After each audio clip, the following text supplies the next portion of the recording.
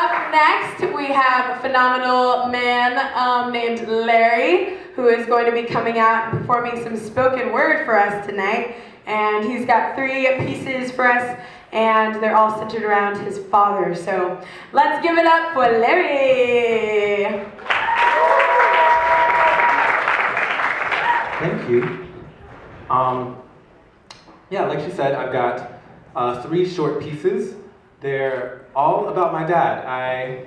Just some background, my dad is black and my mom is Mexican and Japanese, and they divorced when I was freshman in college, so I actually don't talk to my dad anymore, but I grew up with a father, I still have all my memories of my dad, and I didn't set out, I'm gonna write some poetry about my dad. I was writing things, and then I looked, over the course of a year, and I was like, oh, these pieces really stand out as just very centered around fatherhood. And I actually have on my dad's jeans today, so I didn't plan that. Thought that was cool. The first piece is from a series of poems I wrote about a young man. I go to the coffee shop and write in the mornings, and I see him all the time, and he reminds me of myself, and I've never spoken to him, but I've written a series of poems sort of about him, to me, and it's titled Beautiful Bearded Brown Man 3. You shaved. Still beautiful, still brown, still man. How are things going? Classes, school, how's your family? What are you reading? How's your mom? Is your dad still in the picture?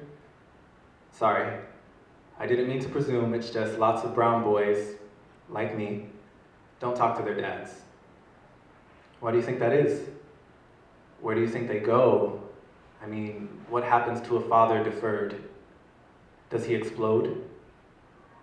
Well, I half hoped I would write something beautiful this morning, so I'm glad I saw you. And that was that.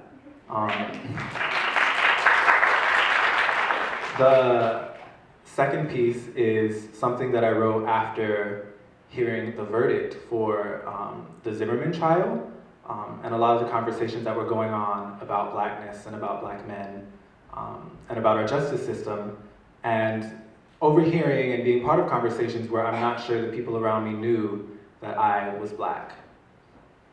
And the title is, I'm mixed, but sometimes my hair just ain't nappy enough.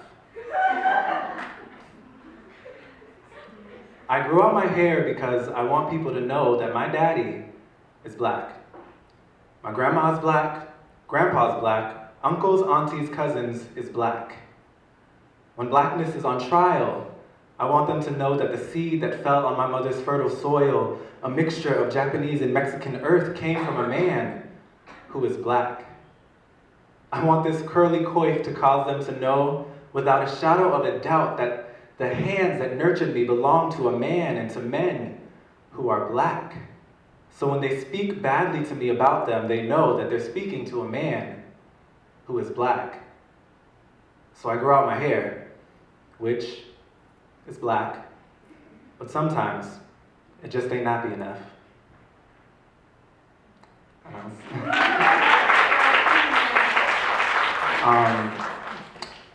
And this final piece is something that I wrote in hearing conversations from different men about wanting a wife and to do this or that, and just sort of the expectations of masculinity and how I learned what manhood was like from my dad and how different that has kind of been from what's been presented to me in Christian and secular circles.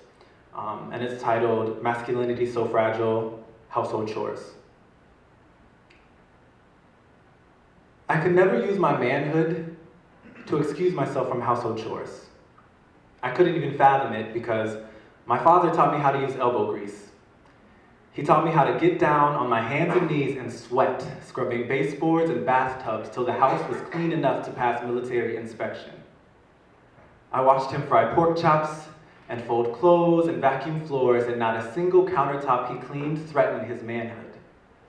Not a single meal his hands prepared for 2 boys and a beautiful wife diminished his masculinity. So I don't understand what some of these other young men are talking about when they say they need a wife to do this or that. They speak as if they're allergic, disabled even, as if some aspect of their maleness prevents them from learning to care for themselves. Is there a masculinity so fragile that it need protect itself from spatulas and scrubbing pads? So fragile that it would melt in hot water and bleach like sugar? Thank you.